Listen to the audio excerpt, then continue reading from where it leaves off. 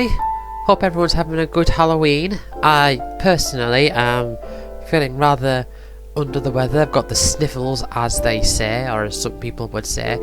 But I figured I would show a bit of something I've been doing on Final Fantasy XIII. Now, my current save file, as you can see here, is quite a bit ahead of what I want to show, which is back here. Hopefully I won't be sniffing or coughing on this video. So yeah, a couple of days ago, before I defeated the final boss, I started grinding in well, not the room. What room would it be? Not the room just before the final boss, but maybe a couple rooms before. I'm not, well, a few rooms before, but regardless, this is a place that once you've defeated the final boss you can't go back to, and this is a good grinding spot before then. Now, in previous playthroughs, of which I've had 2, I usually have gone to the right and walked up this long path here, and at the top there is Jabberwocky and Bandersnatch, and I've been grinding against them. But this time I've been going up here to fight an enemy called, now I believe it's pronounced Wladislaus, because I believe it's German. I was actually talking to someone about this, saying that, you know, I'm in that good grind spot before the final boss, and she said, oh yeah, you take the lift to the left, and I'm thinking, well, hold on, I was going to the right. But yeah, you take this lift here, see this platform here, this takes you up, and you fight a boss called Wladislaus. Now, special thing about this area is that this boss, this enemy, will give you 32,000 CP. And as you can see, I'm still using the same team from when I was grinding, what did I call them? The Feral Rivals. And my CP here is 704,000. Now that is obviously the save files from the past, so that is how much I had when I defeated the final boss. Now, the thing is, you see, is that the final boss, when this loads up, the final boss gives you your final Crystarium expansion, so you can get your characters to the highest tier. So what I've done here is I've taken my characters to the highest. Well, I've maxed out their primary roles as far as stage 9 is concerned. Of course, after this there's one more stage, and that is only available once you've defeated the final boss, but of course this area is only available before you've defeated the final boss. So the problem is that if you want to save up your CP for the stage 5 of the primary roles, you have to hold on to your CP and not spend it. So for example, Sentinel here, as you can see, I don't even need to go into here. You can see there that for the primary roles they are completely maxed out, and I'm not going to go through each character, but just as a quick, although it is taking a moment to load, you can see Ravager there, maxed out, Synergist and Medic, maxed out for Hope, as far as stage 9 is concerned. Now, the ideal thing to do here is to grind out this enemy and save your CP, so that when you get the final Crystarium expansion, you can then spend that CP on efficient stats, because the primary roles are definitely more efficient. So actually, if we have a look here, so Synergist, let's actually have a look at Hope's final Synergist thing. Magic plus 40 for 12,000 CP. So yeah, 40 magic for 12,000. Whereas if we look at, say, one of his secondary roles, the first magic is 3 for 3,000. So these stats here that you get on the secondary roles, they're really not as cost efficient These here are mostly here for once you've actually maxed out the primary roles and you don't really have any other option.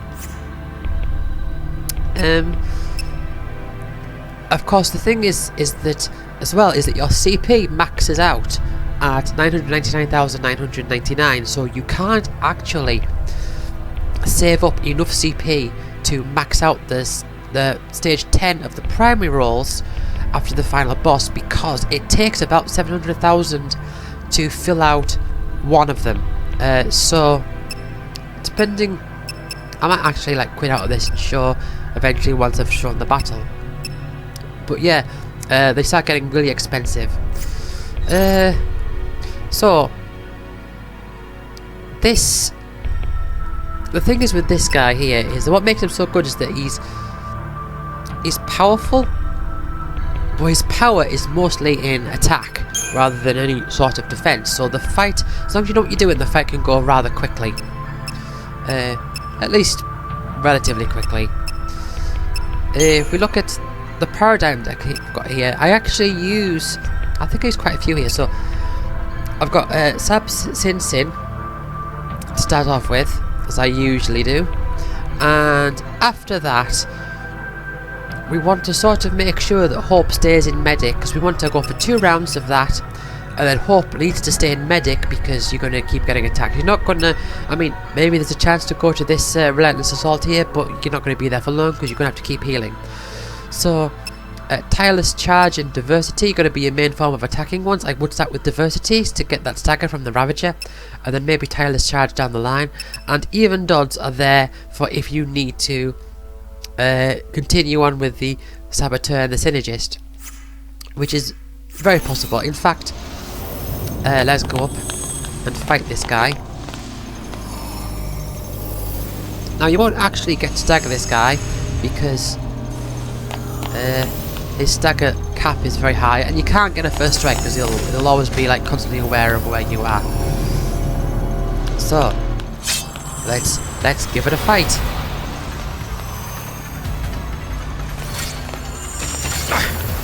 So we're going to go for 1 round with the first round of debuffs, and then instantly swap over to this one, because from this point on Hope's going to be constantly healing, so I can get some debuffs there. Now let's try and get D-Shell. Now when just mounting Contempt, that can often undo all the debuffs that you've done. So I mean, you can go for 1 or you can go for 2 the debuffs. Doesn't really matter, but try to go for at least 1. And then with this Diversity paradigm, this allows us to do some damage. Hope's going to constantly heal. I mean, Hope's going to be healing for the rest of the battle, most likely. See, I'm doing quite well, so I'll switch to Diversity, no, Relentless Assault for like 1 turn maybe. And then switch. Oh, I didn't mean Tireless Charge. Diversity. Ah, right. See. Now. Appreciate it. Fang was about to die there. Let's go back to Even Dodds, so we can get, especially because we mostly want to get a hit on Fang again. And these debuffs will work quite well. Cheers. Let's try and go for a few shells. There we go. End of the Diversity. And then once we've got it down so far, maybe try for the, I forget what it's called, the Commed. Appreciate it. Yeah, let's go for that now. This one, Tireless Charge. After all, it's lost D-Shell, so the physical attacks are going to be most effective against it. And for that, we get 32,000 CP. I actually grinded this guy out for quite a while. I think all in all it must have come to like 4 or 5 hours. Unfortunately, I can't demonstrate spending these points into the secondary role and into the final stages of the primary roles, because I don't actually have them. I'd have to actually go and defeat the final boss. So what I'll do is I'll just show you that these... Let's just have a look. So, SARS, let's try SARS and Magic, because that's a secondary role. So let's see how far I can get through SARS' Medic with all these points. And this is going to take quite a while actually, because these are all cheap. Not cost effective, but cheap. And so the secondary roles are also a lot less finicky as well, because there's no branching paths, it's all just a straight line. As is the final stage of the primary roles as well, it's just one big circle. And the final stage of the primary roles, it's just stats.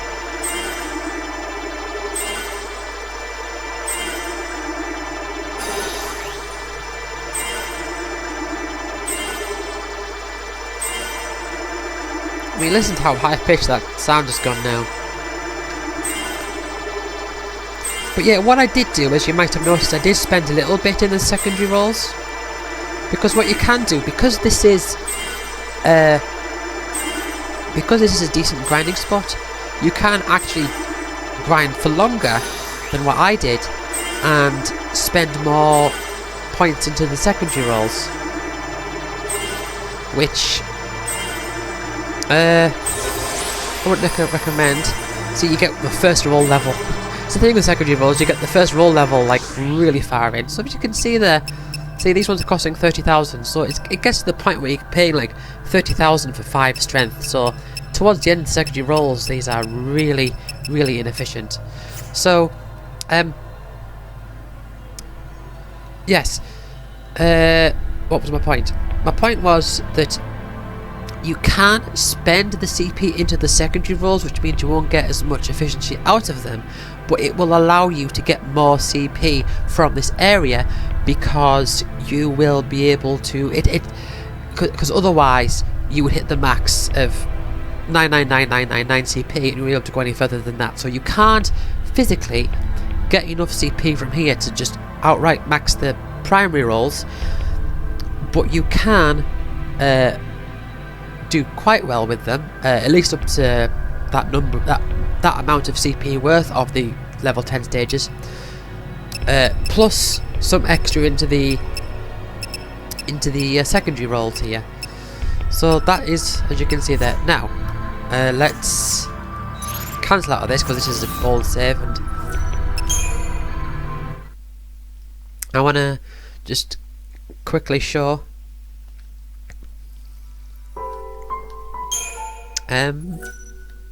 What is it? So this is my latest save file.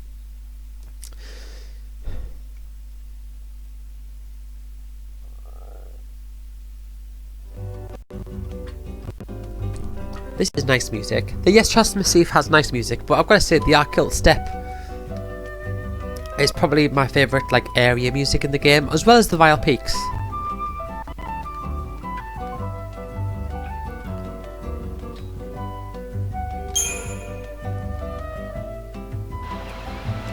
Yeah, so as you can see, my stats there are much higher on my current save. Like my characters, all of them apart from Hope have over 10,000 HP. But yeah, this party I've got going on here has actually been working out for me quite well. I do know that, and one of the things with this game is because each character gains CP at an equal rate, and I've mentioned this before. The amount of, like, when you're choosing your party for any given battle, you can choose, like, who you choose depends greatly on just the context of that battle rather than the overall, like, leveling up plans, because your leveling up plans is mostly irrelevant to your party setup, as it were. And these characters are very varied, so there's going to be some battles where, like, some missions where certain characters are going to have a real advantage over others. So you know, it does reward you to experiment with different types. Usually, I'm not 100% on board with the whole thing of everyone levels up equally. I know a lot of people do like that, but I think this game is set up in such a way that accommodates it. So yeah, as you can see, I've got Fang maxed out Crystarium here for Commando. So, actually, no, let's not pick Fang. Let's pick a character who... Let's pick Lightning, for example, because I've not used her for a while.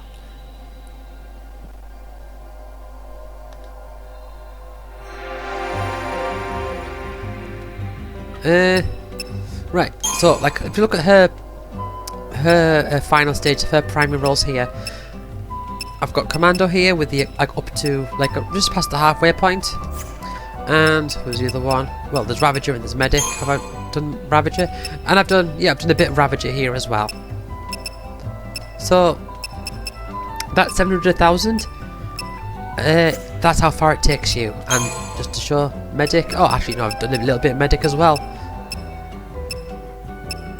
Yeah, because I want to get the 30,000 rather than the 60,000 ones. But if you compare that to, let's say, her Saboteur, this is... It looks nice, but this Crystarium system is so awkward to navigate.